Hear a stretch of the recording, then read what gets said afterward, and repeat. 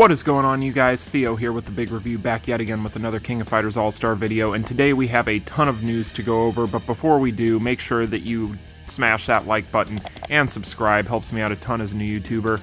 So for those of you who missed it late last night, there was a tweet that went out. It is this tweet here. You'll see the translation on the right-hand side, but basically they announced the next batch of updates for King of Fighters All-Star, and it's looking like we are not going to be seeing Athena 13 as the next FES, and instead it will be Elizabeth. Now, no word on why we are not going to be getting Athena. Some people are assuming there's a rework going on there, but being that we had so many assets, including packages and banners, it would seem that something changed in the background. But the new Elizabeth is coming, and this Elizabeth has had a game model in the files for quite a long time. I will link to the database of Datamines in the description of this video, but you'll be able to take a look at her here. Obviously, there might be some minor tweaks, but judging from the tweet, it is looking like this is going to be the character model that they are going to be sticking with for this next FES. So, probably going to be seeing a formal announcement on all of this tomorrow, I would assume. And then on the 28th, obviously, which is shown in that tweet, we will be seeing this update. So, the other things that you'll notice is there is a video on YouTube that I will link in the description that is going to show off her skill animations for this character model that came out several months ago when this data leaked. Now, the thing is, though, a lot of these animations are going to be the same animations for the other Elizabeth in the game, so don't assume that these things will not change, because they'll probably end up being very different. So if you watch that video, like I said, I'll leave it in the description, and these end up being different, don't be surprised, because typically what they will do is they'll use those animations from previous assets as sort of placeholders for these sorts of things. Now, there's a lot of other things that are going on in this tweet that they announced. Obviously, we have the Elizabeth that we've already covered, but then we are also going to be getting the Valentine's events from the sounds of it, which is a little bit early, but I figured that that was probably going to happen. Typically, these will either happen early or they'll happen late for these events, and with a collab coming up, obviously, I would assume it would happen early, not late. But the other thing we're going to be getting is the Guild Raid event, which is going to be a normal difficulty, so pretty much anyone of any sort of standing in the game as far as their account is concerned should be able to clear this, and that's going to be good for them because it is going to come with rubies and FES memories as some of the rewards, so that is very exciting stuff as well.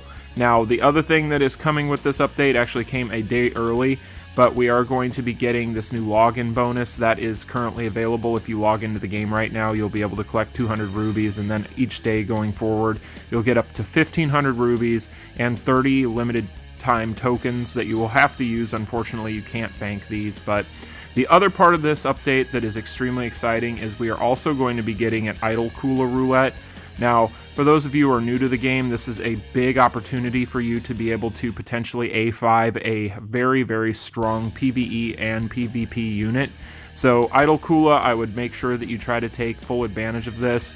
You'll actually have the opportunity right now to start kind of working on this in the background before this drops, and that is through going into the Soul Quest, if you already have a copy of Idle Kula, and starting to get a jump on souls for her.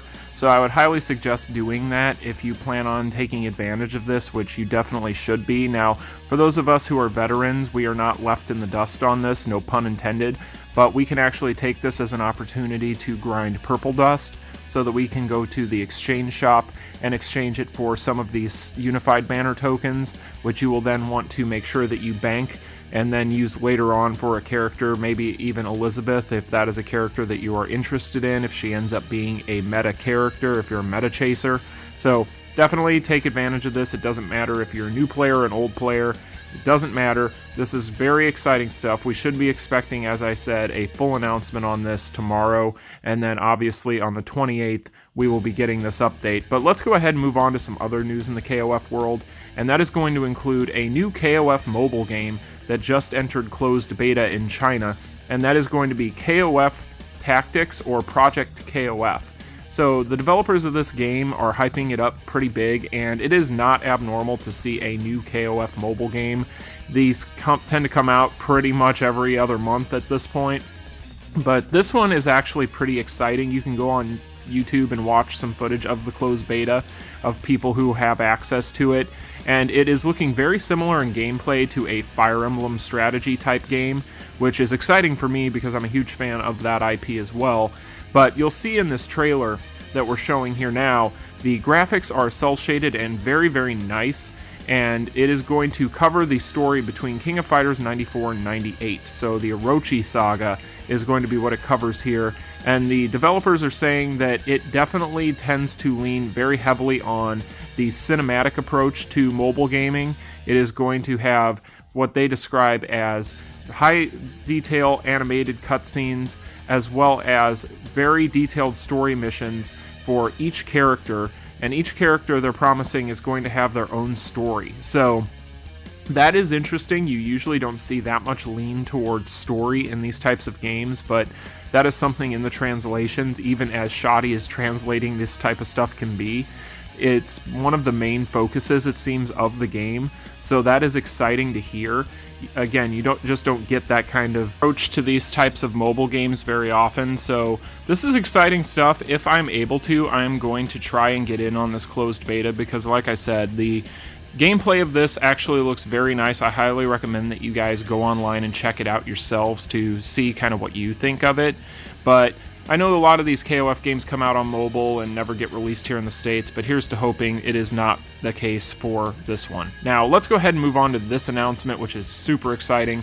Limited Run Games, who we talked about a few weeks ago, is doing a collector's edition and a regular physical edition of King of Fighters 2000. Now, they've done these types of versions in the past, and they're always high quality.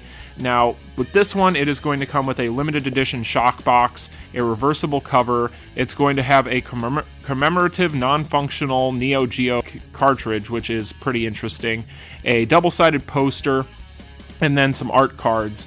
So for $60, you can't really beat that. That's a fantastic deal, and I would highly recommend, if you have the ability to be online on Friday when these go up for pre-order, to try and pick this up, because like I said, for $60, that is very affordable for what you're getting in this package, especially for a limited run collection, which tend to be a little bit pricier. Now, speaking of prices, this is the regular physical edition with the reversible cover art, and for $35, that's not bad at all. So for just a normal PS4 game and a reissue of a older fighter that still to this day holds up as being one of the better in the franchise, this is actually a really good deal, and I would definitely, if you can't afford the $60 price tag for the collector's edition, at least try to go for this one. Now, this one's limited to 3,000 copies, whereas the collector's edition is 2,500 copies, so it should be a little bit more accessible. However, these do tend to, as I said, sell out very quickly. Now, what I would say to do is try to be online right before these pre-orders go up and have the browser open and ready to go if you do plan on trying to get these, because it's kind of like trying to get concert tickets for a popular band at this point when it comes to these limited run releases. They tend to just be gone within minutes after going on sale. So if you're planning on trying to wait a day or whatever the case may be, you're probably going to miss out on these. And I know there are a lot of people out there that they're huge King of Fighters 2000 fans. So this is going to be a popular release, just like their Fatal Fury releases and so on and so forth. But that isn't the only thing they're doing with this release. They're also releasing the original soundtrack on vinyl and CD. So for $40, you can either get the vinyl or the CD version of the soundtrack. And these are also going to be limited, and these I'm sure are also going to sell out. But the soundtrack for this game is incredible, just like most of the soundtracks for most KOF games. So I would try to pick this up also if you're a huge fan. I personally am going to try and just focus on getting a copy of the collector's edition of the game. But for people that are super fans of this game, this is really cool. And this isn't even the only thing that they're doing with the soundtrack. They're also going to be doing a signed version.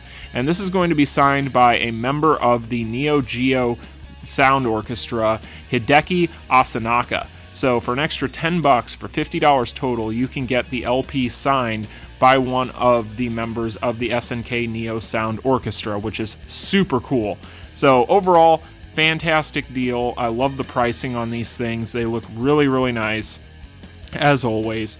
So if you guys have the extra money laying around or in the market for a copy of this game, I would highly suggest trying to pick one up. But that's going to be the news today, guys.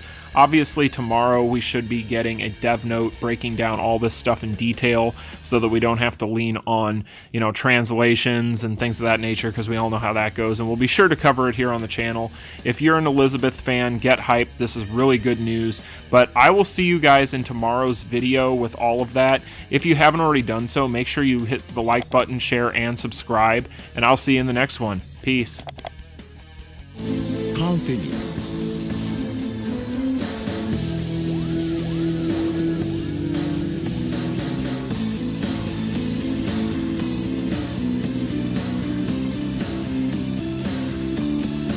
Game over.